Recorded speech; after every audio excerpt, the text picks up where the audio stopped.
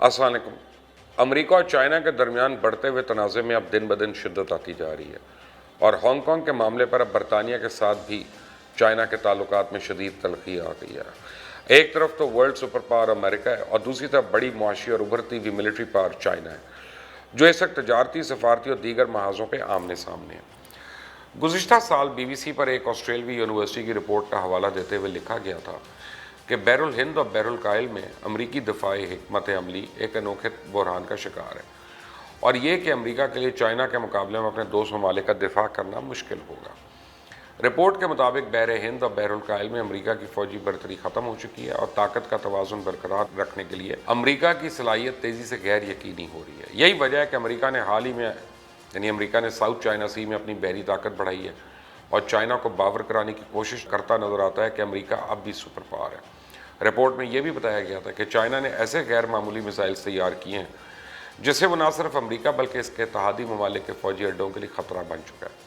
خطے میں امریکہ نے کتنے فوجی اڈے ہیں اس کا ذکر تو میں آگے چل کے کروں گا، لیکن رپورٹ میں جو چونکا دینے والے انکشاف ہے وہ یہ کہ چائنا نے اتنی صلاحیت حاصل کر لی ہے کہ جنگ کی صورت میں چائنا امریکہ کے فوجی اڈوں کو ابتدائی گھنٹوں میں ہی سرجیکل سٹرائک سے غیر فعال بنا سکتا ہے۔ اور یہ ذرا ذہن میں رکھیں کہ یہ نریندر مودی یا انڈیا کی چھوٹی سرجیکل سٹرائکس کی بات نہیں ہو رہی، یہ وہ حقائق ہیں جنہوں نے امریکہ اور اس کے اتحادیوں کو پریشان کر رکھا ہے۔ یہ تو ایک حقیقت ہے کہ چائنا ابھی بھی امریکہ کی طرح عالمی سپر پاور نہیں بنا اور امریکہ کے مقابلے میں چائنا کے فوجی اڈے موجود نہیں، لیکن جس طرح China one belt one road جیسے منصوبوں کو دنیا بھر میں پھیلا رہا ہے اور خاص طور پہ کمزور ممالک میں انویسٹمنٹ کر رہا ہے، ایئرپورٹس اور بندرگاہیں بنا رہا ہے، اس طرح چائنا اپنے فوجی اڈوں کے لیے جو جواز پیدا کر رہا ہے۔ اب آگے آ جاتے ہیں امریکہ کے فوجی اڈوں کی طرف، جہاں ساؤتھ چائنا سی میں امریکی بحری بیڑے موجود ہیں۔ وہاں اگر دیکھا جائے تو امریکہ نے پہلے اس خطے میں اپنے ملٹری بیسز اس کے موجود ہیں۔ جہاں تک امریکن اڈوں کی بات ہے کہ دنیا میں اتنے ملک نہیں جتنے امریکہ کے فوج کے اڈے قائم ہیں۔ میڈیا رپورٹس کے مطابق امریکہ کے ملٹری بیسز یا پھر فوجی اڈوں کی تعداد 514 ہے، جبکہ یہ دعویٰ بھی کیا جاتا ہے کہ حقیقت میں امریکی فوجی اڈوں کی تعداد اس سے بھی زیادہ ہے اور دراصل اصل والی تعداد معلوم ہی نہیں کی جا سکتی۔ الجزائر کی ایک رپورٹ کے مطابق امریکہ کے مختلف ممالک اور خطوں میں موجود بیسز میں سے 2 لاکھ سے زائد ٹرپس موجود ہیں۔ ایک اور میڈیا رپورٹ کے مطابق سعودی عربیہ اور دیگر خلیجی ریاستوں میں اس وقت تعینات امریکی فوجوں کی تعداد 45 سے 65 ہزار کے درمیان ہے۔ عراق میں تعینات فوجوں کی تعداد 5,500 سے 6,000 اور شام میں امریکی فوجوں کی تعداد 600 کے لگ بھگ ہے۔ گزشتہ سال مئی میں مبینہ ایرانی حملوں کے بعد پینٹاگون نے خلیج فارس میں 14,000 اضافی فوجی تعینات کیے، جس میں سعودی عرب میں بھیجے گئے 3,500 فوجی بھی شامل ہیں۔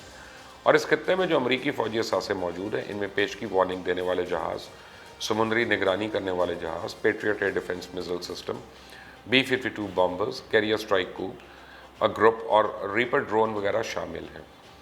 DW کی ایک رپورٹ کے مطابق افغانستان میں امریکہ کے قریب 14,000 فوجی تعینات ہیں، جو وہ امریکہ کے اب تک طویل ترین جنگ کا حصہ ہیں، اور اس کے علاوہ مغربی دفاعی اتحاد نیٹو میں شامل ممالک کی 8,000 فوجی بھی اس افغانستان میں موجود ہے۔ امریکن نیوی کا 5واں فلیٹ بحرین میں قائم امریکی فوجی اڈے پہ تعینات ہے اور اس جزیرہ ریاست میں قائم اس اڈے پہ 7,000 امریکن فوجی تعینات ہیں۔ بحرین میں واقع شیخ العیسیٰ ایئر بیس پر امریکی لڑاکا طیارے اور جاسوس طیاروں کے زیر استعمال ہیں۔ بحرین میں برطانیہ نے بھی نہر سویز کے مشرقی کنارے پہ اپنا پہلا فوجی اڈا قائم کیا۔ امریکہ کے عراق میں 5,000 فوجی موجود ہیں۔ کویت میں قائم کردہ امریکی فوجی کے سینٹرل فارورڈ ہیڈ کوارٹرز میں 13,000 امریکی فوجی تعینات ہیں۔ بحرین کے 2 فوجی اڈے اور 1 نیول بیس امریکن فوج کی زیر استعمال ہے۔ یہاں امریکی فوج کے 2,200 ایسی بختربند گاڑیاں بھی موجود ہیں۔ یعنی عمان میں چند سو امریکی فوجی تعینات ہیں۔ سلطنت عمان میں امریکی فوجی پروازوں کو اپنی فضائی حدود استعمال کرنے اور بحری جنگی جہازوں کو اپنی بندرگاہوں کا دورہ کرنے کی بھی اجازت دے رکھی ہے، اور برطانیہ نے بھی وہاں ایک نیول بیس بنانے کا معاہدہ کر لیا۔ امریکی فوج کی سینٹرل کمانڈ کا فارورڈ ہیڈ کوارٹر قطر کی بیس پر قائم ہے۔ یہاں 13,000 امریکی فوجی تعینات ہیں اور ایران کے ساتھ تناؤ میں اضافے کے بعد اس ایئر بیس پہ جوہری ہتھیار لے جانے کی صلاحیت کے حامل B-52 بامبرز بھی پلیس کر دیے گئے ہیں۔ دبئی کی جبل علی پورٹ پہ امریکی نیوی کا ایک بڑا اڈا قائم ہے۔ متحدہ عرب امارات میں قریباً 5,000 امریکی فوجی تعینات ہیں اور ان میں کئی ابوظہبی کی ایئر بیس پہ تعینات ہیں، جہاں امریکی ڈرون اور جدید F-35 طیاروں کو رکھا گیا۔ امریکن نیوی کا ایک چھوٹا اڈا الفجیرہ میں بھی قائم ہے۔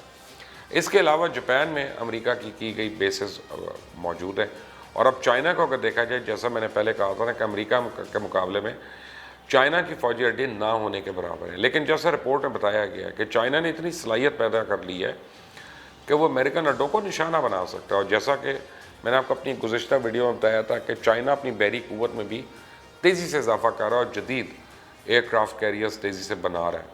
اور اگر آپ کو یاد ہو تو ساؤتھ چائنا سی، چائنا کے دعوے کو امریکہ کے بارے میں وزیر خارجہ مائک پومپیو نے پہلی مرتبہ رواں سال میں غیر قانونی قرار دیا، جس کے بعد دونوں ممالک میں تناؤ میں شدید اضافہ ہو رہا ہے. ساؤتھ چائنا سی کو ایسا علاقہ قرار دیا جا رہا ہے جو کسی وقت بھی جنگ کا متعمل ہو سکتا ہے، اور یہ علاقہ ایک اہم بحری گزرگاہ ہے اور یہاں موجود چھوٹے چھوٹے جزیروں پہ کئی ممالک دعویٰ کرتے آئے ہیں. اور چائنا کے اس پہ سب سے بڑا اور پرانا دعویٰ ہے. چائنا کے ملائیشیا اور ویتنام کے ساتھ کشیدگی کے بعد امریکہ کے 2 طیارہ بردار بحری جہاز ساؤتھ چائنا سی میں تعینات کر دیے گئے، جن میں سے اب ایک بحیرہ عرب میں انڈیا کے ساتھ فوجی مشقوں کے لیے پہنچ گیا. امریکن بحری بیڑے ساؤتھ چائنا سی میں موجودگی پر چائنیز اخبار گلوبل ٹائمز نے لکھا کہ any US aircraft carrier movement in the region is at the pleasure of PLA، یعنی یہ چائنا کی مرضی سے ہی گھوم پھر رہے ہیں. اور اس کے علاوہ چائنا ساؤتھ چائنا سی میں تیزی سے کئی مصنوعی جزیرے بنا رہا ہے. چائنا نے پراٹلے آئلینڈز پر تیزی سے کام کرتے ہوئے ان پہ ہزاروں فٹ تک مٹی ڈال کے اتنی تیزی سے تکمیل کی اور ملٹری انجینئرنگ کے حیران کن کارنامے انجام دیے. اور ان جزائر پہ 3000 میٹر طویل رن ویز، نیول برتھس، بنکرز، ڈیپو اور ریڈار بھی لگا دیے، یعنی پورے فوجی اڈے قائم ہو چکے ہیں. اور کافی ساری عمارتیں اسپتال اور سپورٹس کمپلیکس میں کنورٹ کر دیے گئے. اس طرح اگر دیکھا جائے تو امریکہ دنیا بھر میں اپنی فوجی اڈے بنا کے اربوں ڈالر خرچ کر رہا ہے، وہاں چائنا صرف ایک ساؤتھ چائنا سی میں اپنا تسلط تیزی سے قائم کر رہا ہے، بلکہ دنیا بھر میں انویسٹمنٹ اور معاشی منصوبے سے نہ صرف کمزور ممالک کو معاشی طور پہ مضبوط کر رہا ہے بلکہ ساتھ ساتھ نئے اتحاد بنا رہا ہے. ان علاقوں میں ملٹری پریزنس کو بھی یقینی بناتا جا رہا ہے اور اس طرح امریکہ کی طرح اس کے اخراجات برداشت نہیں کرنے پڑ رہے. یعنی چائنا بیک وقت ایک معاشی اور فوجی طاقت بن چکا ہے اور دن بدن اس کی طاقت میں اضافہ ہو رہا ہے. اب امریکہ چائنا سے براہ راست ٹکراؤ کی بجائے کبھی انڈیا کو آگے لگاتا نظر آتا ہے، کبھی ٹیکنالوجیکل وارفیئر اور چائنیز ایپس پر پابندیاں لگا کے چائنا کو وہ دباؤ میں لانے کی کوشش کر رہا ہے. لیکن اس کے مقابلے میں چائنا نے ابھی تک کسی بھی مغربی کمپنی پر پابندی نہیں لگائی، بلکہ اگر آپ دیکھیں تو چائنا میں امریکی اور مغربی کمپنیاں زیادہ کما رہی ہیں.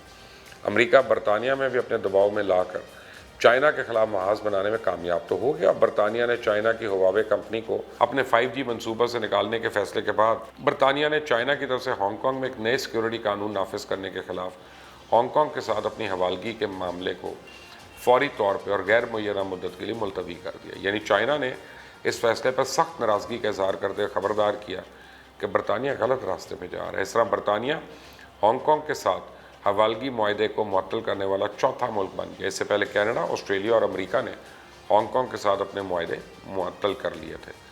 چائنا نے کہا ہے کہ برطانیہ چائنا کے ساتھ تعلقات کو مزید بگاڑنے سے گریز کرے، اور اس سے پہلے چائنا نے کہا کہ یہ چائنا کے اندرونی معاملات میں دخل اندازی ہے اور اگر برطانیہ اپنے رویے پہ مصر رہا تو پھر جوابی کارروائی کی جائے گی. جس طرح ہم نے پہلے بھی کہا تھا کہ بین الاقوامی سیاست میں حالات تیزی سے تبدیل ہو رہے ہیں اور چائنا اور امریکہ کے درمیان تعلقات میں دن بدن کشیدگی ہوتی جا رہی ہے.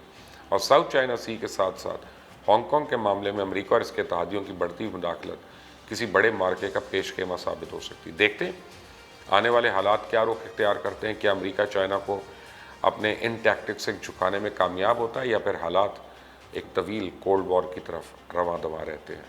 انٹل نیکسٹ ٹائم، اللہ حافظ.